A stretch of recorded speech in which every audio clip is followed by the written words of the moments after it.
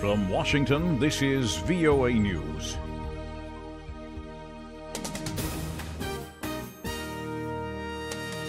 I'm Jonathan Jones reporting.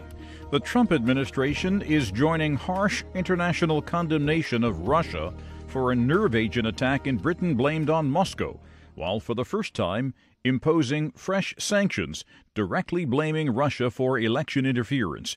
VOA's Capitol Hill correspondent Michael Bowman reports. The sanctions penalize Russian hackers, cyber trolls, and spy agencies by freezing assets and prohibiting Americans from doing business with them. The chairman of the Senate Foreign Relations Committee, Republican Bob Corker, said the administration has acted methodically in punishing Moscow, adding that more sanctions are on the way. There'll be some more sanctions coming out against oligarchs. I'm confident that is going to occur. In a statement, Treasury Secretary Steve Mnuchin said targeted sanctions are part of a broader effort to address the ongoing nefarious attacks emanating from Russia. Michael Bowman, VOA News, the Capitol. The special counsel Robert Mueller, widening his investigation of Russian interference in the presidential election, has now subpoenaed documents at the Trump Organization, President Trump's global business empire.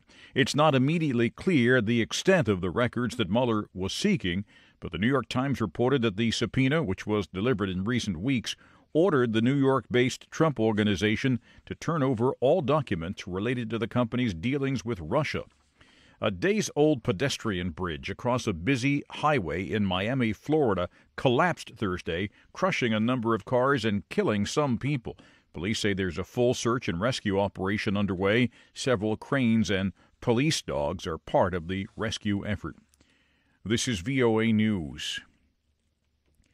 A U.S. military aircraft carrying U.S. service members crashed in western Iraq, according to the U.S. Central Command. Rescue teams are responding to the scene of the downed aircraft, the statement said. The aircraft is thought to be an HH-60 helicopter, which crashed near Al-Qaim, a town in Anbar province close to the Syrian border. The helicopter was carrying 7 people, and the official told the Reuters news agency that fatalities were, quote, likely. The issue of domestic violence has come to the fore in Uganda after a member of parliament argued in favor of wife-beating. For VOA correspondent Halima Athumani reports from Kampala. In the words of the Ugandan legislator, a man who disciplines his wife can touch, tackle, and beat her to streamline her. Onesmus Twinamatsko, a member of National Parliament, made the comments to a national TV outlet on March 8th. Outraged, the public demanded an apology. This is what they got on the floor of Parliament Wednesday. Kindly accept my sincere and unreserved apologies, honourable members,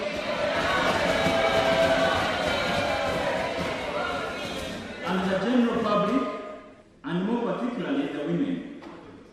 This apology is unconditional. The beating I made wasn't the normal beating, but another type.